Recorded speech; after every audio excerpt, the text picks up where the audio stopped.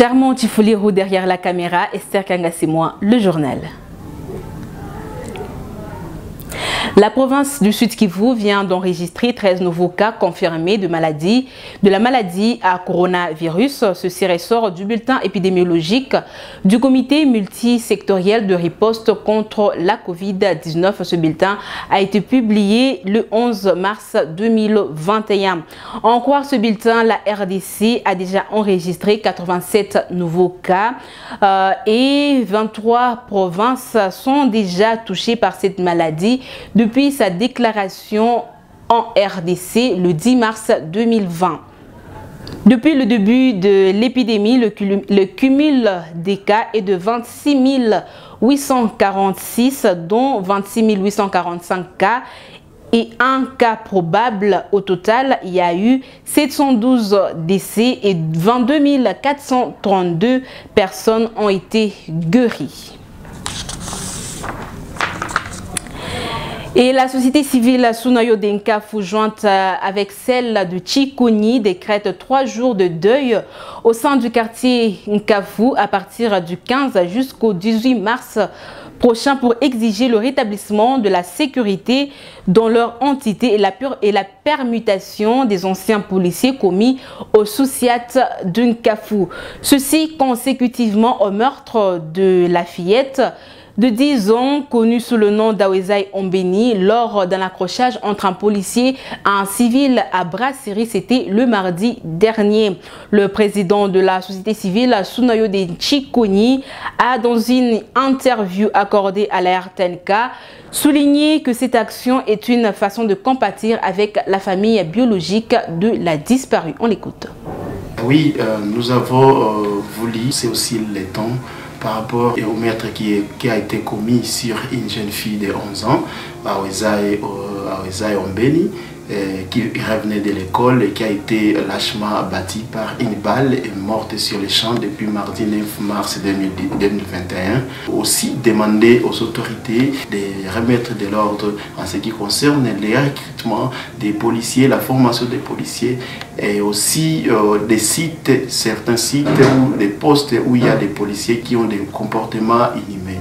Parce que nous avons décrié les comportements depuis longtemps de ces policiers qui sont dans les conteneurs au niveau de l'appareillement. Et pour cela, nous allons vraiment déclarer que ces conteneurs soient déplacés à un autre endroit parce que nous en avons marre avec la présence de ces conteneurs, parce que les policiers qui y sont abrités ne servent à rien à la population du quartier Chikoni et des autres endroits. Il y a des cas aussi de corps sans vie qu'on essaie de ramasser au niveau du quartier Nkafu.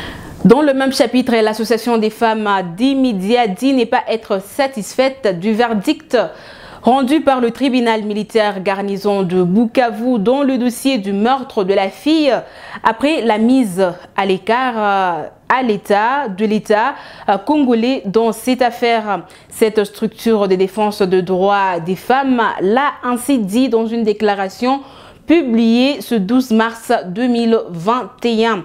Pour la coordinatrice de l'Association des femmes de médias, l'État congolais devrait être reconnu civilement responsable.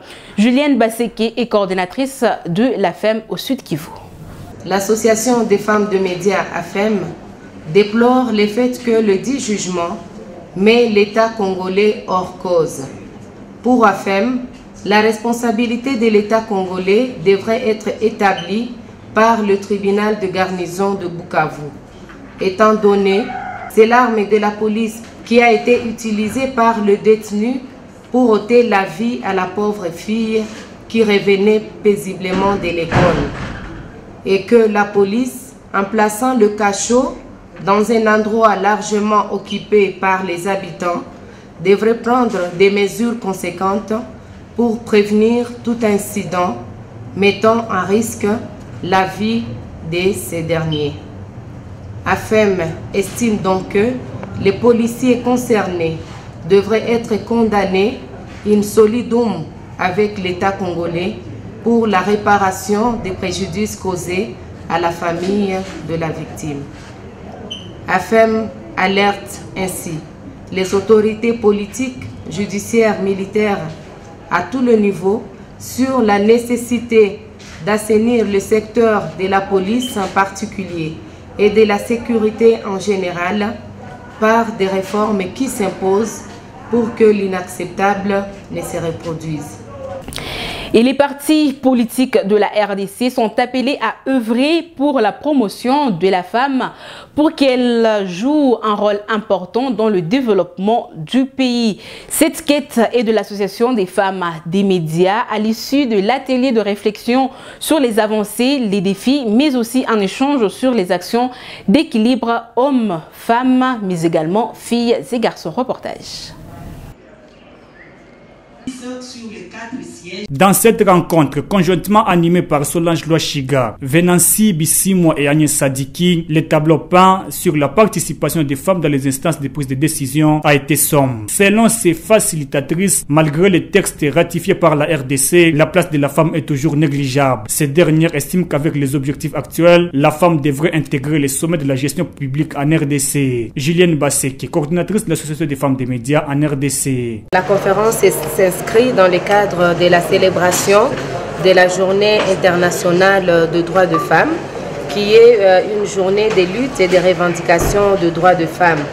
Et nous estimons que le média constitue un secteur clé pour faire avancer le droit de femmes, promouvoir le leadership de femmes au travers leur contenu. Et c'est pour cela qu'on a voulu aujourd'hui réunir le média afin qu'il soit sensibilisé et mobilisé sur la situation de droits de femmes, ainsi que sur leur rôle dans la promotion de droits de femmes en tant que contrôle démocratique. Les journalistes sont invités à produire un contenu qui soit vraiment inclusif et sensible au genre. Ça veut dire manifester l'intérêt de couvrir les sujets d'intérêt pour les femmes et surtout d'éviter tout contenu stéréotypé qui donne une image négative de femmes. Nous pensons que les médias ont le pouvoir et nous les invitons à user de ce grand pouvoir pour pouvoir promouvoir le droit de femmes. Ces femmes leaders ont indiqué être ouvertes pour recevoir les jeunes en fait de faciliter leur promotion. Pour rappel, c'est dans le cadre du mois de la femme que cette activité a été organisée.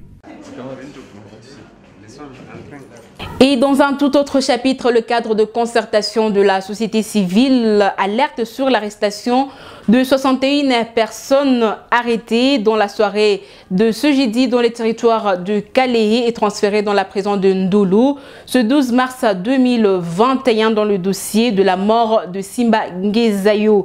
Dans une déclaration rendue publique ce 12 mars 2021, les différentes structures de la société civile au sein du cadre de concertation dites être indignées de constater que déjà 83 personnes ont été arrêtés à Kalehe, juste des simples cultivateurs, et ils ont été transférés à Kinshasa sans respect d'aucune norme.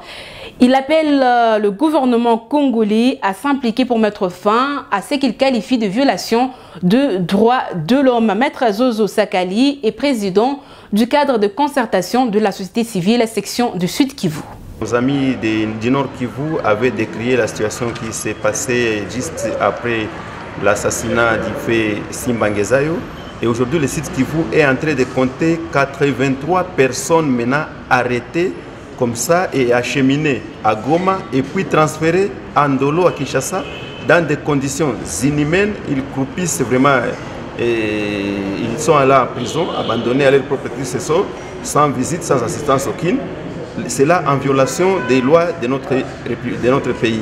Et nous, à notre niveau, surtout en ce qui concerne la catégorie visée, ce sont les agriculteurs, y compris les femmes vendeuses de tomates. On vient, on vous ramasse comme ça, on dit vous êtes en conflit avec famille X, famille Y, la famille Ngezayo, et ça pose problème. Et tout ça, ça impacte négativement sur la sécurité au niveau du territoire de Kalehe. Parce qu'il y a un problème de conflits communautaires qui maintenant aujourd'hui est en train de s'installer à Kalehe et il y a absence de cohésion qui aussi pose problème à ce niveau-là. Nous, on voudrait à ce que vraiment l'État congolais, alors le pouvoir public, c'est-à-dire le président de la République, s'implique personnellement dans ces dossiers pour tirer au clair ce qui se passe et que tout le monde qui a été prises dans ces dossiers-là, on a dit ça, arrêté pour raison d'enquête, qu'il soit ramené devant son juge naturel pour qu'il comparaisse et qu'il soit assisté par un avocat ou alors un défenseur de son choix et qu'on sache quand même la vérité autour de cette histoire. On ne peut pas nous dire que 83 personnes sont arrêtées seulement pour raison d'enquête, comme ça, acheminées jusqu'en Ndolo, alors que les dossiers qui s'est passé au niveau de Goma, pour nous, à notre niveau, c'est un problème très sérieux. La société civile ne pouvait pas rester silencieuse devant ces dossiers ici. Et à notre niveau, nous pensons que les organisations des droits de l'homme, même les partenaires et même la justice devraient nous aider pour que la vérité éclate dans ces dossiers. En bref, pour terminer cette édition, l'ancien Premier ministre Augustin Matata Mponyo a démissionné ce vendredi 12 mars 2021 du Parti politique pour la reconstruction et la démocratie PPRD. Sur son compte Twitter, il annonce aussi son départ de la plateforme politique Front commun pour le Congo FCC de Joseph Kabila.